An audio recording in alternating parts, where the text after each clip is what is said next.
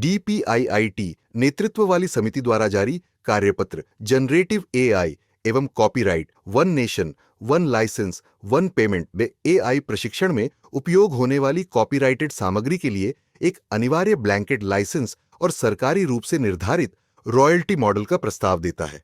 वर्तमान स्थिति में कई एआई कंपनियां भारतीय किताबें, संगीत, फिल्में, पत्रकारिता और डिजिटल सामग्री का बिना लाइसेंस उपयोग कर मॉडल प्रशिक्षित करती हैं, जिससे कॉपीराइट अधिनियम की धारा 14 के तहत रचनाकारों के अधिकार प्रभावित होते हैं और एएनआई बनाम ओपन एआई जैसे विवाद सामने आते हैं। भारत के कॉपीराइट कानून में टेक्स्ट एंड डेटा माइनिंग के लिए स्पष्ट छूट न होने के कारण एआई प्रशिक्षण एक कानूनी धुंधले क्षेत्र में है, जहां रचनाकारों को न तो अनुमति ली जाती है और न ही कोई आर्थिक लाभ मिलता है। इससे एक ओर भारतीय रचनात्मक उद्योग, विशेषकर लोक कला, क्षेत्रीय भाषाई साहित्य, संगीत और पारंपरिक कथाओं पर सांस्कृतिक क्षरण का खतरा बढ़ता है। वहीं दूसरी ओर अत्यधिक कड़े नियम भारतीय स्टार्टअप्स, एआई इकोसिस्टम और इंडिया एआई मिशन की प्रगति को धीमा कर सकते हैं। इन्हीं चुनौतियों के समाधान के लिए यह फ्रेमवर्क प्रस्तावित किया है। इस मॉडल के तहत सभी एआई डेवलपर्स को अपने प्रशिक्षण में उपयोग की गई किसी भी कॉपीराइटेड सामग्री पर अनिवार्य रॉयल्टी देनी होगी और ऑनलाइन उपलब्ध सामग्री के लिए कोई ऑप्ट आउट विकल्प नहीं होगा।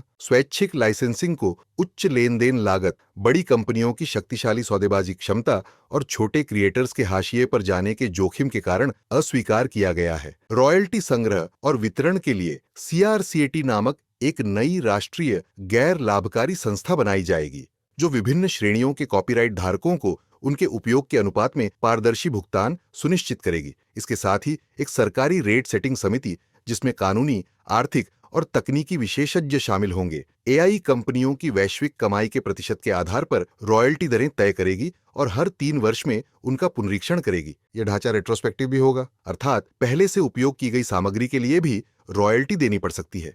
पारदर्शिता के लिए एआई डेवलपर्स को अपने प्रशिक्षण डेटा का विस्तृत सार सार्वजनिक करना अनिवार्य होगा, जहां समिति का तर्क है कि यह मॉडल नवाचार और रचनाकारों के अधिकारों के बीच एक संतुलित, पारदर्शी और न्याय संगत व्यवस्था स्थापित करेगा तथा भारत की सॉवरेन एआई क्षमताओं को मजबूत करेगा। वहीं उद्योग संगठनों, विशेषकर नैस्कॉम का मत है कि यह मॉडल इनोवेशन पर टैक्स बन सकता है और स्टार्टअप्स के लिए प्रवेश बाधाएं बढ़ा सकता है। रचनात्मक उद्योग भी कंटेंट के अवमूल्यन और प्रशासनिक चुनौतियों की आशंका जताते हैं। समग्र रूप से इस नीति ढांचे की सफलता सरकार द्वारा निर्धारित दरों की तार्किकता, CRCAT की सुचारू कार्यप्रणाली और मजबूत न्यायिक निगरानी पर निर्भर करेगी, ताकि एआई नवाचार और भारत की सांस्कृतिक तथा रचनात्मक अर्थव्यवस्था दोनों की दीर्घकालिक सुरक्षा सुनिश्चित हो सके। अगर आपको यह जानकारी पसंद आई हो तो कृपया इसे लाइक करें, शेयर करें और चैनल को सब्सक्राइब जरूर करें। और जाते जाते इस प्रश्न का उत्तर कमेंट में बताइए। प्रश्न: भारत के कॉपीराइट कानून में एआई प्रशिक्षण के लिए किस चीज की स्पष्ट छूट नहीं है? A. Royalty payments, B. Text and data mining, C. Film distribution, D. Music streaming.